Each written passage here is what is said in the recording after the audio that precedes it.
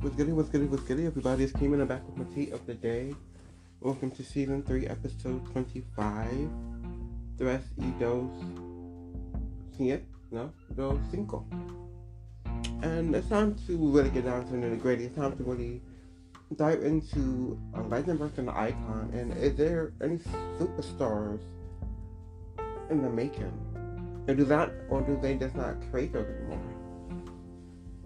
I definitely feel like legends and icons, these terms get thrown around an awful lot, and I don't understand why.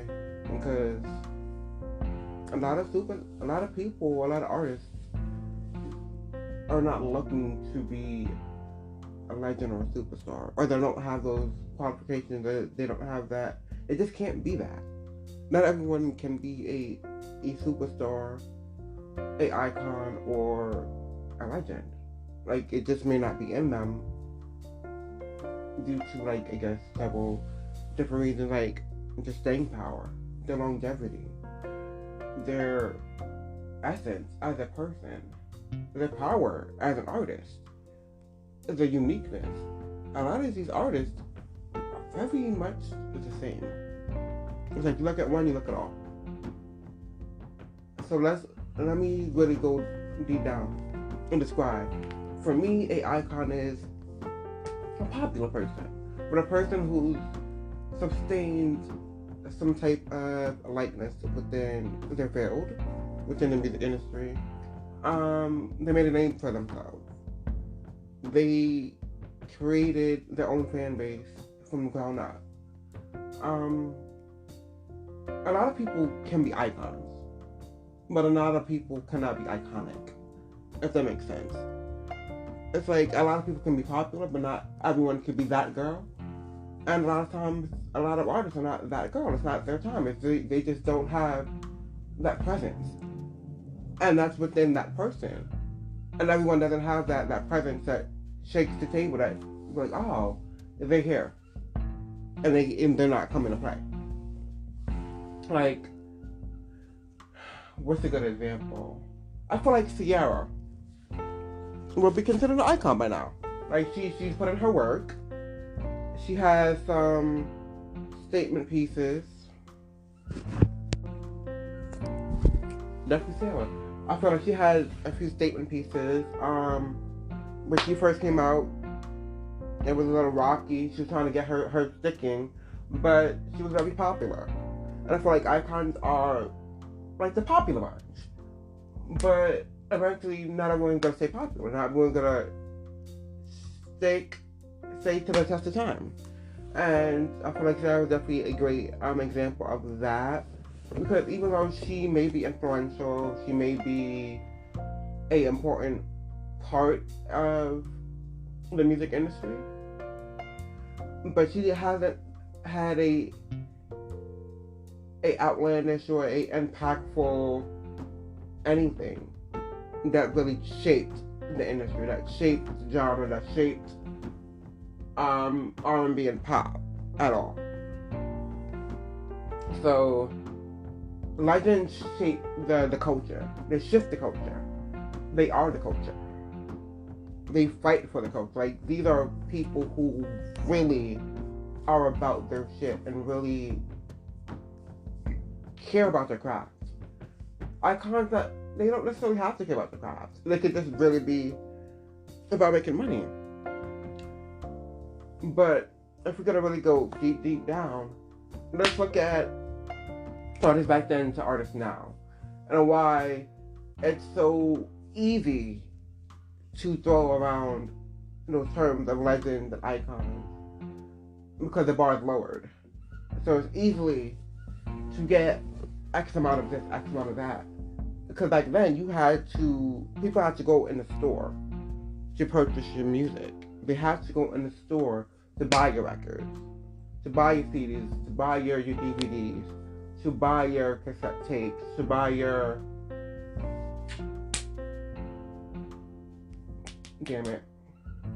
turntable or whatever. They had to really go in the stores to buy that. They had to really wait in line to get tickets for your tours. Like, these are things that had to happen So it was more organic, and then a lot less people worried about the artist business. It was more about what they want to say for. It was about the art. And about, for the most part, their talent. The talent sold their brand. The talent was their brand. Now it's their personality and what they have going on is their brand. And to me, it doesn't equate. And it shouldn't equate, but we're allowing that to be the standard now. So we're allowing the bar to continue to be lowered, and it's not fair to everyone who's put in their blood, sweat, and tears for this business, for this career. And we're just giving away these titles to Dick, Sue, and Harry. How is that fair? Like Michael Jackson, one of the most iconic, but one of the best legends to ever do it. He's legendary. He's a superstar. And there's not many superstars that came into the music industry. There are a lot of legends. Whitney, Michael, Janet, Mariah, Diana, Tina Turner, Prince, Stevie Wonder, and the list goes on. But although those are legends, because they made a statement and they shifted the culture. Thriller, pretty much most of his whole career he shifted the culture with his humanitarian attributes, with his music, with his dancing, the moonwalk, with him putting Motown on the map, basically. He did whatever the fuck he needed to do. But then he got to a unworldly state where he became a superstar. And not that many people get to that atmosphere. Because it's very hard to get there and it's very hard to obtain. Like, it's not easy to become a legend, not at all. You have to put in work, you have to put in time, you have to put in dedication. And your work has to speak for itself. And we don't have superstars. To me, the last superstar we have would be Beyonce. If we're being honest. And she just got that superstardom. I feel like she's been had it because of how untouchable she is. Like how we're not in the same place most of the time. Like, you can't connect with me. And of course that's legendary, that's a lot of stuff. But that's definitely more superstar than legend. Because for Beyonce, she just got that with Lemonade, I feel. I feel like Lemonade was definitely the game-changing album, even though Beyonce definitely shifted the culture. But when she got Lemonade, that was like her most vulnerable album. The visual, like, she told a story. It was completely put together from front to back. The package was just there, ready to be devoured, ready to be consumed, ready to be digested, talked about, felt, everything. And now she's at a point in her career where she can literally do whatever she wants to do and not care. And she don't have to do anything. She doesn't have to do anything for the industry anymore. A legend, you still have to show face, you still have to do this, that, and the third. And it's hard, and the stage presence is unmatched. For icons, I feel like Ciara was definitely an icon. I feel like Jennifer Lopez is definitely an icon, even though a lot of people sleep on her. She's definitely an icon. Like, she definitely helped shift the dance culture. She has staying power. She's been around for a while. And quiet as kept. She definitely influenced a lot of people, but people not ready for that conversation. JLo's been that girl. She's always will be that girl. But she knows her lane and she stays in it. And that could be like complacent in a way. Or she just comfortable and she knows that she can do something like that. Who knows? I definitely feel like Jazmine Sullivan is on her way to be an icon. I can't say she's an icon yet. She has an amazing voice. One of the best voices of this generation, by far. I just feel like she needs to put out a little bit more work and do something that's going to really change the game. Something different. Something out of the box. But I know that's hard because a lot of everything is just recycled, but you have to make it your own. And she does make it her own. It's just, I need something different, out of the box. More icons. A lot of people say that Toni Braxton is a living legend. I don't see that for her. I definitely give her icon. I definitely feel like she definitely changed the shift. She definitely shifted the R&B culture. She definitely played in pop a little bit. Like, she has a amazing career. I just don't feel like she got to legendary status yet. I can't give that. I definitely feel like up and coming people, because although we felt like there are no superstars, there's no icons right now. For me, in this generation, no. I feel like the last icon going towards the legendary status is Nicki. I feel that because her impact and her popularity throughout the years, her statement, like she shifted the rap game. I just feel like she hasn't had an iconic album yet to give her legendary status. Once she drops the 15th thing, hopefully it becomes a staple in the rap game. Like, I feel like the Pink Print was supposed to, if she wanted it to be, and she wanted Queen to be as well. But it just didn't do that for the culture. Like, it definitely are both amazing albums. Queen Rollout, of course, we already know. But for the Pink Print, it didn't give what it was supposed to give, but it was still a great, amazing album. But in terms of like up and coming, I feel like Lil Nas X definitely has something. He's definitely changing the game. He's definitely making a name for himself. Now it's literally just about shifting the culture for the better and staying power. He's talented. I feel like for a while, talent was not the answer. They didn't care about talent. They could care less about talent. I feel like the legends that we know, the icons that we know and we put to a high standard and put up on a pedestal, majority of them had talent. It wasn't about their personality, it wasn't about this, that, and third. It was definitely about their talent and them being able to sell a product. And that product being them. Nowadays, for a while, for a good decade, I would say, the majority of the people were selling themselves and not their talent. The talent and the eagerness, the drive, the rehearsals, that all meant something. That all means something. That it's all important. The media training, yeah, you should be yourself, but if you don't know how to talk to a media outlet, if you don't know how to sell yourself, what are we doing? If you don't know how to interview, if you're a horrible interviewer, what are we doing?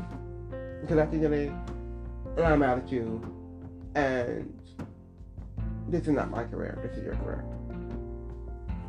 I definitely feel like Lil Nas X is talented. Whether people like it or not, he knows a rollout. Montero was a perfect example of what the fuck you do for an album rollout. And a lot of artists haven't done that in years. And I feel like him and Doja Cat knows what this new day and age is. And how social media is very, very important. and very influential to your brand. Fortunately, but unfortunately. I definitely feel like social media deterred a lot of the mystique about an artist, a mystique about their lives, their who they're dating, their this, their children. Everything is just so accessible now, and we feel like we need to be part of that. And that's a problem. Like, what can they have for themselves now? They're giving their art, we're critiquing that. They can't have their livelihood, they can't have their kids in private. They can't date whoever they need to date in private. It has to be a spectacle. It has to be on everyone's daily feed. That I don't feel like is right. That's why I don't try not to comment on artists' lives. I just talk about the art. And whether the art is good or not, if their package is good or not, are they delivering what we need to see or not? And I definitely feel like Lil Nas X has something. He's definitely an icon in the making. I definitely feel like Doja Cat, although I'm not a humongous fan, but I have to give 10 where 10 is due. And Planet Her was definitely one of the best albums of last year. Her performances, her music, her vocals, all top 10. And she's unproblematic for the most part. She stays to herself. She's in her own little lane. And she doesn't try to be anyone. She doesn't try to be in the mix. She's just herself. And bettering herself. And I love that for her. And hopefully she just continues to do that. But I cannot say she's a rapper. I can say that she's an artist. And that's not a dig. That's not bad at all. She's an artist. And that's great. And I definitely feel like Lil Nas X, although he can rap, I definitely feel like he's an artist as well. And that's perfectly fine. I give praises to the rappers who bridge the two gaps of pop and rap, like Nicki Minaj, like Missy Elliott, like Lauryn Hill, who all three was very influential in bridging the gap where it was acceptable and okay to be a pop song or to do a popish type song. And that's why a lot of the girls now are eating from it. But are they legendary? Are they iconic? No. Because it's been done before and you're not putting your own 2 cents in on it. I definitely feel like Chloe and Halle, yes, not just Chloe, not just Halle, Chloe and Halle are both on their way to iconic status. I definitely feel like they definitely need an album to move more together. And I definitely feel like they need, when they put out their solo albums, to see what they've learned and how different they are from what we've seen already. But I definitely know for a fact Chloe's going to be a problem. And Chloe definitely has a superstar, something about her. She may not be ready yet, but if she continues to do her homework and continues to study, continues to be humble, and continues to be a fly on the wall for the game, she will be the next superstar. Mark my words, she will be that next superstar that we've been waiting since Beyonce, and no one's done it like that. And to me, Beyonce is the biggest superstar in the music industry has had. She surpassed Michael Jackson. It is what it is. You can love it or hate it or disagree, but argue with your mama. Don't argue with me. I said it when I said. Simply because no one can ever take anything away from Michael Jackson, right? But Beyonce is something different.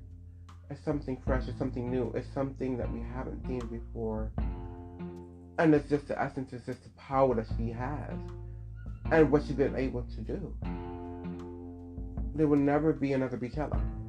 There will never be another Single Lady. There will never be another any of the songs that she's done. Michael Jackson, yes, she sold more. Of course, because it was different time eras. But that's all you can really say that he's done. That would be more than her. But he's never had an impactful show, an impactful tour, an impactful moment, a game-changing album. Like, all of his albums are great, all of his albums sold, but are they game-changing? Did it shift the show? Did it shift the culture? Did it make you release albums on a Friday when it was usually released on a Wednesday or Thursday? Did he ever put out a visual album? She put out 3. Let's not forget about B-Day.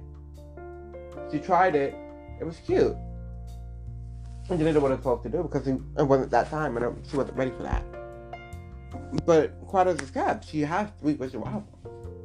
Quiet as It's Kept, she has 4 if we're talking about the Gift. That y'all downplayed and act like y'all didn't want, but it was for the culture. And that shit is fucking fire. However, Karma. I definitely feel like Beyonce is the last superstar, but I definitely feel like Chloe would definitely get into that lane if she continues on the path that she's on. I definitely feel like Lizzo is another icon in the making. Although you feel like she's problematic, although you may feel like she's using her weight as a ploy, but I definitely feel like she's super talented, she's super dope. She has something to say, she's changing the culture, she's making a name for herself, and she's talking about body positivity, which no artists have done, especially not in that way that she's doing it. Lil Nas X talking about bridging the gap between the gay culture and the rap community. Hasn't been done, especially out loud like that. Doja Cat, her versatility. She's a versatile girl. And I would have to say, like, it would literally probably just be those 3 that's the up and coming icons. I want to continue to see what Lotto does. I want to continue to see what Cardi does. I feel like Cardi's popular, but I would never ever say that she's an icon, and she doesn't. She would say that herself. So, Megan, yeah, no.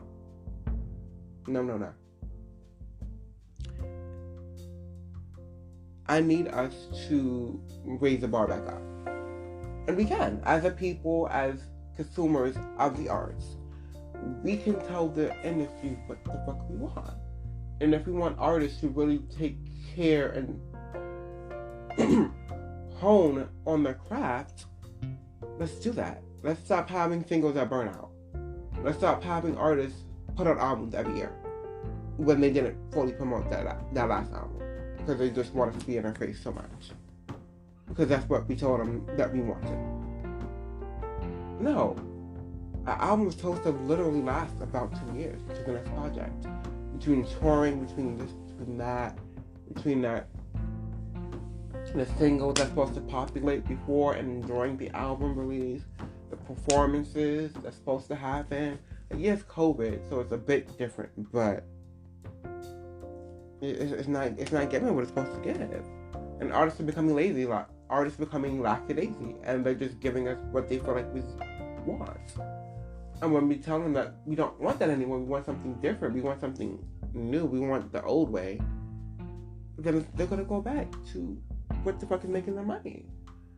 And if we want real artists to be real, we need to stop giving and promoting and streaming these artists that are lazy as fuck.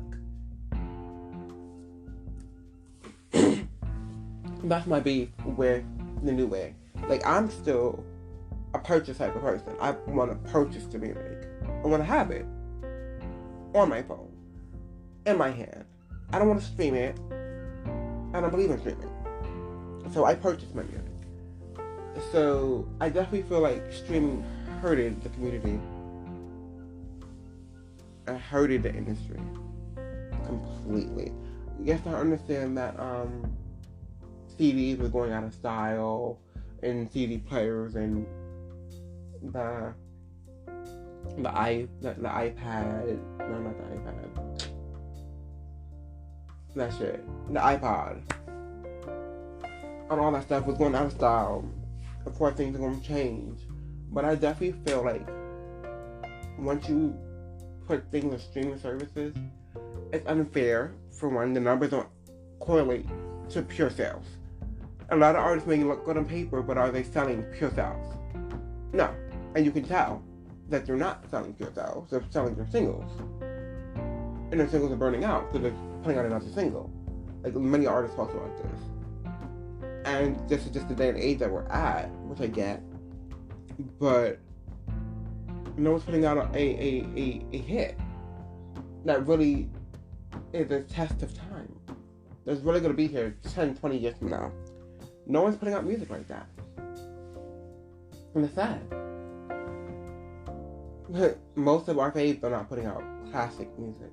They're putting out good music. They're putting out decent music. They're putting out music that they kind of tried, but it's not classic. Why are we okay with that? We cannot condone that. We have to go back to that classic era.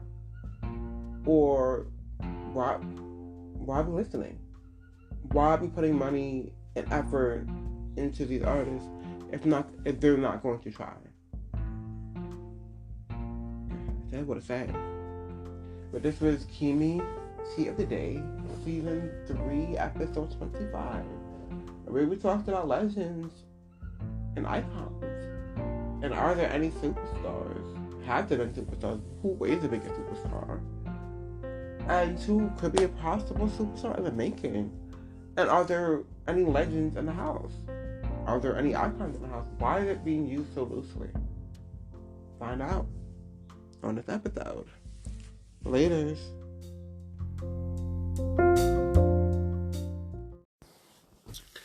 Yeah, so for a while, the talent has not been in the forefront of the music industry, and I would say for like the last 5 years, especially, you can definitely tell they're just hiring and letting anyone in the industry, and that's a problem. Like, the industry is supposed to be prestigious. It's supposed to be something you're supposed to obtain to. Yes, it's great to give people a shot. Yes, it's great to have something different, all of that great stuff. But the talent should be the determining factor of if this person or artist gets selected or not. Because we're tired of these mediocre people in our fucking industry, in our backyard, saying that they're fucking rappers or singers and they can't fucking sing live. Or they can't fucking write their motherfucking raps. Or they don't have their own fucking flow or style or anything. We're tired of the copy and paste.